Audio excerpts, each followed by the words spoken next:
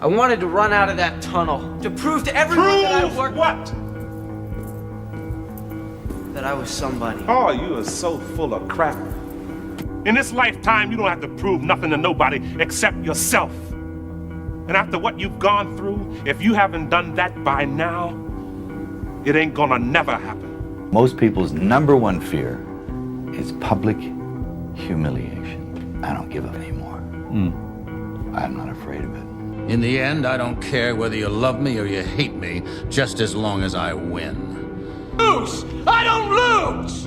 I win! I win! That's my job! That's what I do! Tired, 14 days, 13 days, don't mean nothing.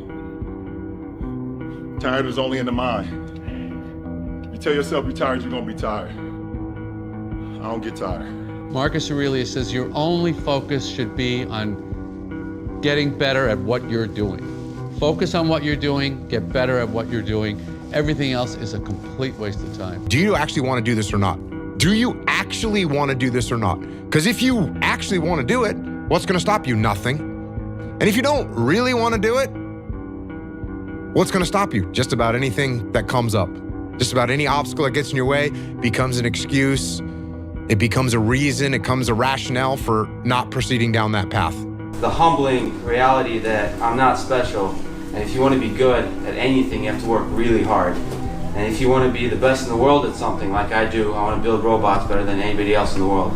So what you say is, I am unstoppable. I'm unstoppable. I'm unstoppable. I don't care what it is, I'm unstoppable. Nothing will stop me.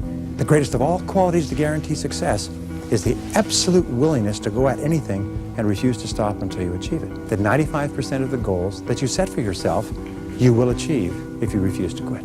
This drive and passion, and it may come from nothing. Like for me, there was no passion, no drive, no nothing. But I had this fire that I'm going to be somebody. And it has to be there because on all those bad days and all those days you don't want to do shit, you have to be your own motivator, your own coach, your own trainer, your own everything. So to do that, you have to come into work, and work is, whatever your work may be, ready to go. The odds were stacked against me. I won anyway, because I win. You won because Edward Darby came forward. You got lucky. Guys like you always think other people get lucky. I don't get lucky. I make my own luck.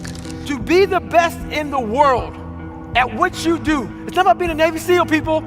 The best at what you do, you have to be unbalanced to find every bit of energy and strength that you have to pull it off. Then you get balanced once you become great. Play to win. Don't play to avoid loss, because the things you fear, the things that's going to happen to you. Set that target on something positive. Work for it. Expect it. Bobby Knight at Indiana University says the will to win is nothing without the will to prepare to win. See, everybody wants to win, but are you willing to prepare to win? We've been working out hard in the gym for a month, but we haven't seen any results. So we get off down and poop your pants and shit. What the do you expect? You're not putting in the work. You have to do more. You gotta stop telling yourself that you're doing enough. In life, it's never enough until you feel this overwhelming feeling of shit, man. I'm outworking the crowd. I'm outworking everybody. I'm doing more. It's not until then, once you get there, that's when you know you've done enough. According to all aerodynamic laws, the bumblebee cannot fly because its body weight is not in the right proportion to its wingspan. But ignoring these laws, the bee flies anyway. Some of you have been average for so damn long, you don't know what it is to do hard work. But there's a lot of you out there who want to be much more than average, but just don't know how to do it every single day, the grind. You need to find someone to oil those gears up. So check it out. For those of us climbing to the top of the food chain, there can be no mercy. There is but one rule: hunt or be hunted. There's rules. Roy Cohn's 3 rules of winning. The first rule is the simplest: attack, attack, attack. Rule 2, admit nothing, deny everything. Rule 3, this is the most important rule of all.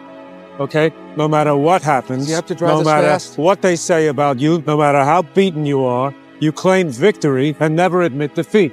Never admit defeat. Never say never. Because limits, like fears, are often just an illusion. The rule number one is to get vitamin N. That's the rule number one. You need to inject yourself with vitamin N. Learn to say no. Secondly, is setting your priorities right. Thirdly, is avoid complaining. So the goal was to be the first one at breakfast. So I set my alarm. I make sure I'm up by sunrise. I get out of bed. I put on my gear and I head downstairs. But when I get there, Kobe's already there with ice packs on his knees, drenched in sweat. Now, it took me a minute to figure it out, but this guy wasn't only awake before me. He had already worked out. He had just played in the finals days earlier. Meanwhile, I'd been off for months and I was still exhausted. What he had done that morning was incomprehensible to me. That dedication he had only days after falling short of an NBA championship.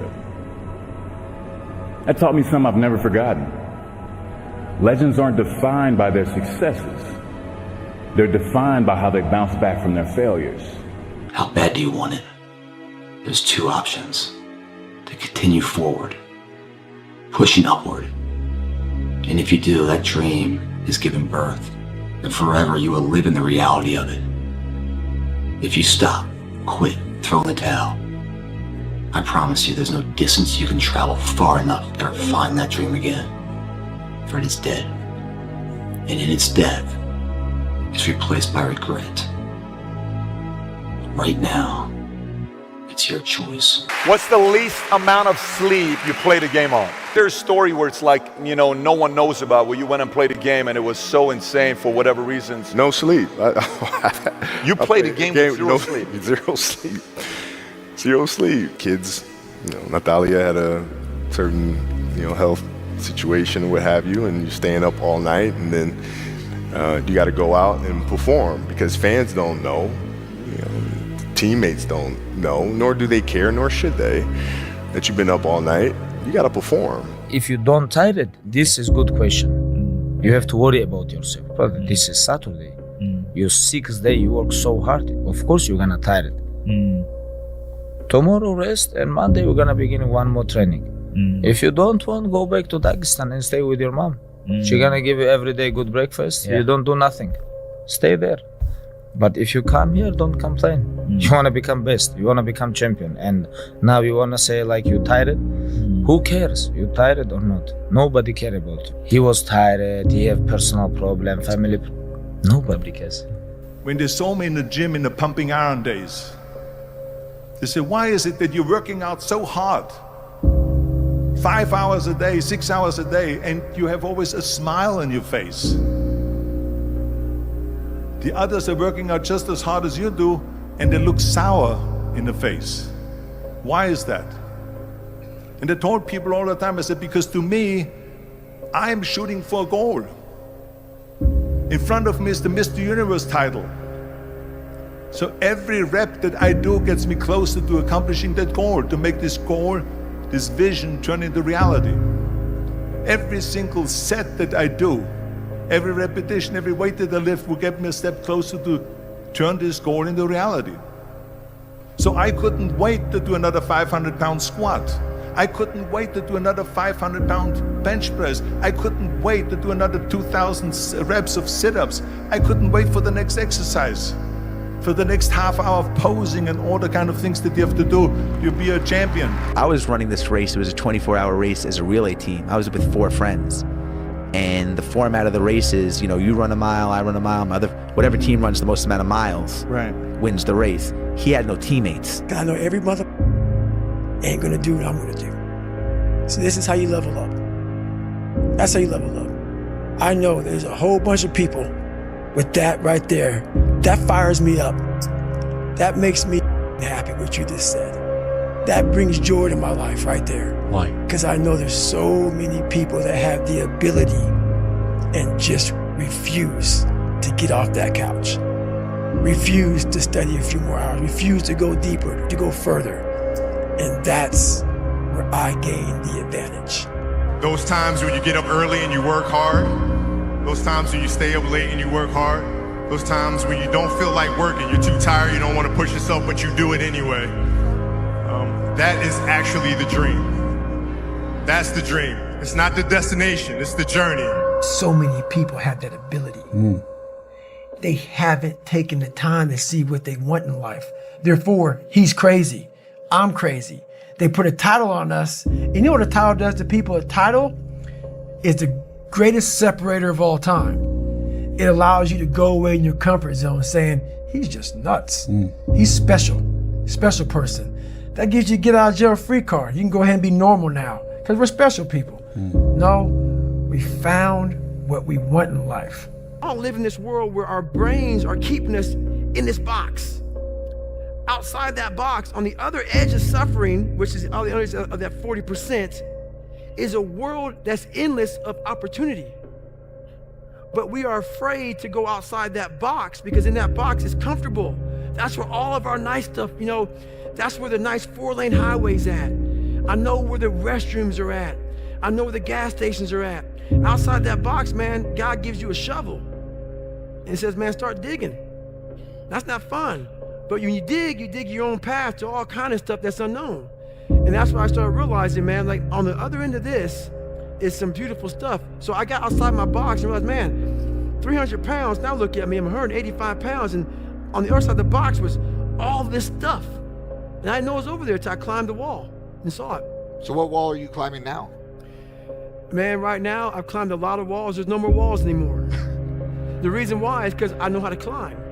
Nothing's permanent. That's why I'm always big on, you have to keep what you want to be in the front of your mind. Because you're going to always lose it within the suffering. And suffering, people always hear me say suffering, it's not just physical, man. There's so many forms of suffering out here, it's not even funny. And most of them are not physical. Most of them are psychological. It's the moments in life, the decisions you make on a moment-to-moment basis that add up to be the guy or not the guy. Tonight, I did something, you know, that I feel more of a guy. For me, who I am, my guy. You know, repeat that over and over and over again. It's just, one, it's a better life. You feel like more confident, you have a better sense of reality. You know, the way you go about your day is in a more productive fashion. You're more goal-oriented. They all just synergetically go together into a movement, a force that's very unstoppable, man. Why not you? You've got the brains, you can make decisions, you can study the plan, you can change your life, you can grow immensely in the next few years, you can make your dreams come true, you can build a financial wall around your family nothing can get through, you can become healthy, you can become powerful. Why not you? You better make sure in the next season of your life that the person who walked away from you know what they're missing. You better do something so strong and so big with your life that they have to sit on the couch and say, that's the one that got by. Man, I should have just stayed in there a little bit longer. I should have been a little more patient. I should have prayed a little bit harder. Do something with your life that makes them regret turning you away and turning you over. When you watch television, waste time, hang out, fool around, and so on, all of that counts as well. And it's going on the negative side of your ledger. A person who has a great life, by the law of accumulation, is a person who's accumulated far more credits, more pluses on the credit side than debits on the debit side. And here's an important point. If what you are doing is not moving you towards your goals, then it's probably moving you away from your goals. Nothing is neutral. Everything that you're doing is either moving you toward the things that you want to accomplish in life, the person you want to be, the wealth you want to accumulate, or it's moving you away. Two forms of pain. Pain that breaks you and the pain that changes you. That's the pain of a change right there. That's the pain of progress. The pain that destroys you isn't this shit. It's later in life knowing you could have been more. And all that's left is you and the mirror and tears of a possibility left that you allowed to die. Own your fucking life, guys. You get every opportunity. There's no excuse not to be the hardest motherfucking worker in the room. In all your endeavors, schoolwork, the gym, your career, your relationship, your name's attached to it. It's gotta mean more than anything. That's your name, it's all you got. The unfulfilled potential is the story of most people's lives. It is. Why? Just be the best version of yourself in anything that you do. You don't have to live anybody else's story.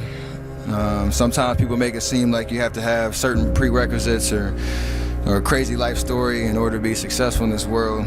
But the truth is you really don't. It doesn't matter where you come from, what you have or don't have, what you lack, what you have too much of, but all you need to have is faith in God, an undying passion for what you do or what you choose to do in this life, and a relentless drive and the will to do whatever it takes to be successful and whatever you put your mind to.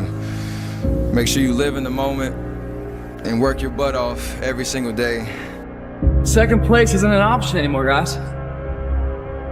The more you give in here, the more you get out there. Why would you not want to give it at all? What else are you gonna do? You come here and kill it right now? Or stay home on the couch? You know, watching the life pass you by. I know it sounds like habitual what I say all the time, but sometimes you got it ingrained in your head. What else would you be doing right now?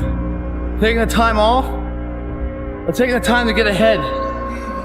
It's just, that seems so simple to me, that solution, that, the choice is there. If it doesn't seem so easy to you, it's because you don't believe in yourself. You believe in yourself, you want to be in here killing it. Because giving you that much more of a chance because you believe you can come that. The people that don't come in here because they're tired of stuff are people that don't believe in themselves. That's why they don't see the asset of being in the gym to grow. They see it as a waste of time because they don't believe they can ever get there. So therefore, why take the precautionary steps to sharpen and hone the arsenal to really go to battle? Because they don't even want to go to battle because they know they're going to lose. Instead of spending time getting in the mood to work, just start working. Confront the work. People think they need perfect conditions to start, when in reality, starting is the perfect condition. People who don't have a sense of purpose, a mission, and don't have a consistent routine end up digging holes in their life. And it's not always Vicodin or some drug addiction. It could come as something benign as porn, gambling, over-drinking, too much television, things that slowly chip away at humanity, things that people use to escape, vaping, binge-watching television. All of these things are digging holes in your life that ultimately you look back and you realize there's such a chasm between you and your spouse, that you and your kids barely know each other, even though you live under the same roof, that you've got this dad bod with a pot belly and pointy titties and pear-shaped. And you're like, whoa, where'd this come from? It was the absence of purpose and it was absence of routine. We need it. Otherwise, humans dig the holes in their lives too, no different than a German Shepherd would. The emotionally immature man seeks out motivation to do something hard one time. The emotionally mature man uses discipline to do something hard 1,000 times. You have emotional maturity, you realize that some days you're not going to sleep well. Some days you're going to wake up and you've got your schedule and everything's planned out and the poop hits the fan. You got to eat those shit sandwiches, right?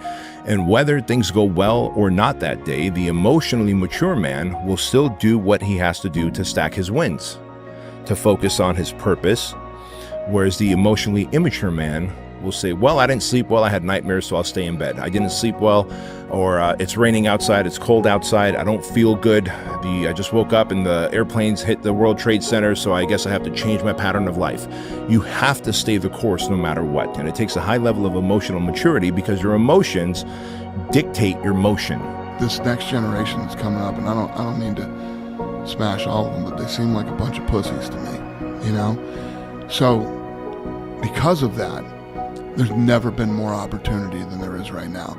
If you're a f***ing savage and you get out there and you grind hard and you want it bad enough, you can run all these guys over, man. You can have what you want in 5 years, but there's two conditions. You have to know what it is, and you have to aim at it. Okay, so let's say you're willing to play that game. Might be wrong, because who knows, you're going to get run over by a bus tomorrow, but, you know, You're going to play the game. Okay, now the next step is, all right, figure out what you want. Write it down. Figure out what you could do to start moving towards that, okay? Do that with your family relationships. Do that with your friendships. Do that with your career. Do that with your education. Think about your misuse of alcohol and drugs and other things that might drag you down. You have to discipline yourself. And the issue is, well, how?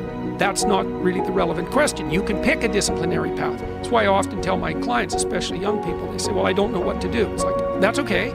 Nobody does. Go do something. Do the best thing that you can think of. Put the best plan you have into practice. It's not going to be perfect, and it will change along the way.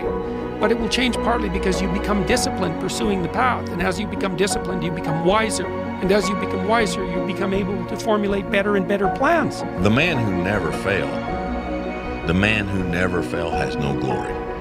The man who fell and got back up, that's where his glory is. The man who fell 20 times and got up 21 times, that man has even greater glory. Wow. That man has more courage, way more courage than the guy who was so strong from birth that he never fell. There's no glory in that.